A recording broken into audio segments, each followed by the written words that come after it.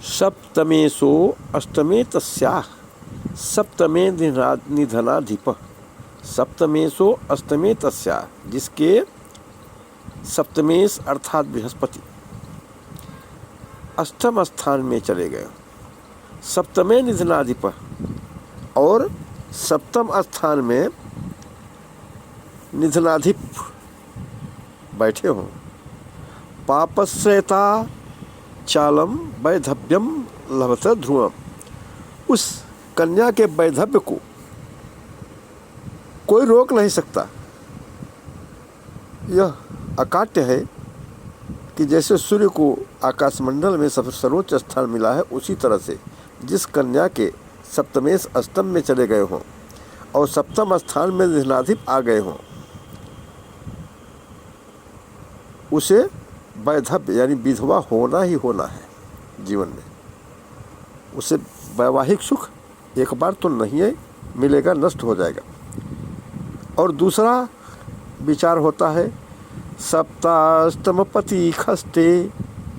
सप्तम भाव के पति 12वें में चले गए हो। सप्तमाष्टम पति खस्ते व्ययेवापि पाप पीड़ितो, अथवा पाप ग्रहों के बीच में हो।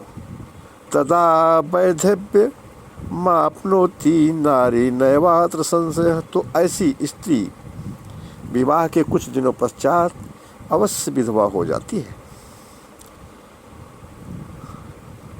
तीसरे नंबर पर वैधव्य का विचार इस प्रकार लिखा है बृहस्पति ने। मंदाश्लेखा तृतीयाया जातः विशाख्या।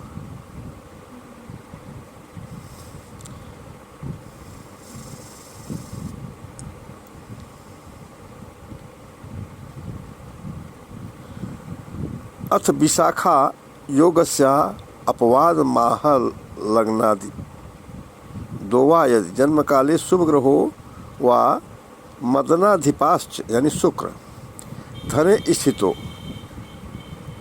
दूसरे स्थान में स्थित हों तो हंत्यन पत्य दोषम च विपाशंखनाख्यम। तो ऐसे वैधव्य दोष का विनाश हो सकता है।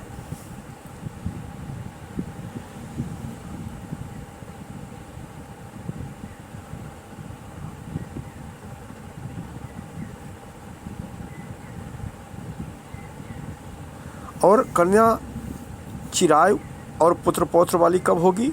भौम तुल्यो यदा भौमः पापो वा तादृशो भवेत्।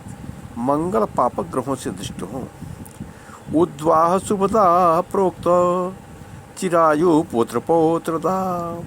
तो ऐसी स्त्री चिरायु यानी बहुत दिनों तक जीवित भी रहती है और पुत्र पौत्र को देखकर पुत्र और पौत्र का सुख प्राप्त करके तब मरती है और वह विधवा भी नहीं होती है।